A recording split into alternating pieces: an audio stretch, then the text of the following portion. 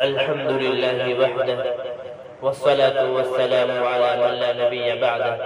فقد قال الله سبحانه وتعالى في كلامه العظيم أعوذ بالله من الشيطان الرجيم بسم الله الرحمن الرحيم ولا تقربوا الزنا إنه كان فاحشة وساء سبيلا۔ عزیز ساتھیوں،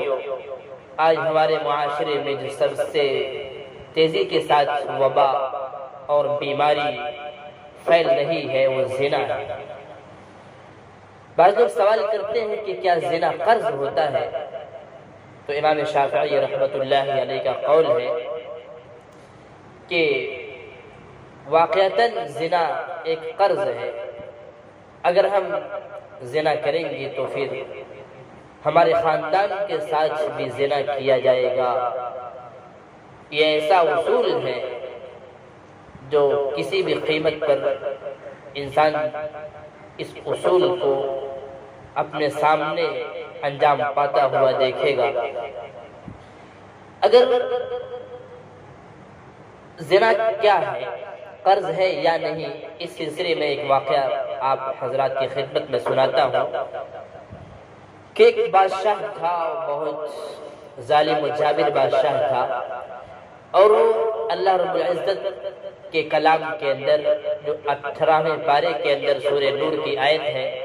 جس میں حق سبحانہ و تقدس فرماتے ہیں الخبیثات للخبیثین والخبیثون للخبیثات والطیبات للطیبین والطیبون للطیبات۔ پاکیزہ خواتین پاکیزہ مردوں کے لیے ہیں، اور پاکیزہ مرد پاکیزہ عورتوں کے لیے ہیں، اور گندے مرد گندی عورتوں کے لیے ہیں،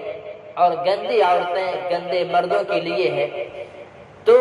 اس آیت پر اس بادشاہ کا یقین نہیں ہو رہا تھا، اور وہ کہتا تھا کہ یہ قرآن کی آیت نعوذ باللہ غلط ہے۔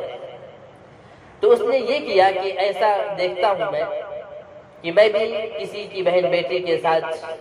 چھیڑخانی کرتا ہوں، اس آیت کو سمجھنے کے لیے پھر دیکھتا ہوں کہ میرے ساتھ میرے خاندان کے ساتھ کیا معاملہ پیش آتا ہے۔ چنانچہ وہ بادشاہ ایک اجنبی عورت کو بوسہ لیا، اس کے بعد اپنے حواریوں کو، اپنے معاونین کو، نوکر چاکر کو بلایا اور کہنے لگا کہ یہ میری بیٹی ہے، اس کی کوئی بیٹی تھی، اور اس کے بارے میں تمام نوکروں سے یہ کہہ دیا کہ اس کا بنا سگار کیا جائے اور پورے علاقے میں گھوڑے پر بٹھا کر اسے گھمایا جائے، اس کی تفریح کرائی جائے، اور یہ عام اعلان کر دیا جائے کہ اس شہر کے اندر پورے علاقے میں جو کوئی بھی مرد اس لڑکی کے ساتھ جو بھی حرکتیں کرنا چاہے وہ کر سکتا ہے، بادشاہ کی طرف سے کھلی اجازت ہے۔ میرے بھائیوں کو معلوم کیا ہوا؟ پورے علاقے میں اس کی سیر کرائی گئی، گھوڑے پر بٹھا کر اس عورت کی سیر کرائی گئی، تفریح کرائی گئی، پورے علاقے میں پورے شہر میں کسی بھی انسان نے اس کو ٹچ نہیں کیا، اسے چھوا تک نہیں۔ آخر میں آتے آتے بعد میں ایک نوجوان اٹھا اور اس لڑکی کو بوسہ دیا، یعنی چونکہ اس بادشاہ نے بھی کسی اجنبی لڑکی کا بوسہ لیا تھا، تو اس کی بیٹی کے بھی ساتھ کسی نوجوان نے بوسہ لیا، اور بادشاہ کے پاس جب اس کی بیٹی کو پیش کیا گیا تو یہ بتایا گیا کہ بادشاہ سلامت، پورے علاقے میں آپ کی بیٹی کو ٹہلایا گیا، گھمایا گیا، تفریح کرائی گئی، پورے علاقے میں پورے شہر میں کسی نے بھی آپ کی بیٹی کے ساتھ کوئی گناوری حرکت نہیں کی۔ بس آتے آتے ایک نوجوان اٹھا اور اس کے دل میں نہ جانے کیا باتیں تھی، اٹھا اور اس نوجوان نے آپ کی بیٹی کو بوسہ لیا۔ اور نوجوان جو بادشاہ تھا، وہ بادشاہ اپنی حرکتوں سے توبہ کی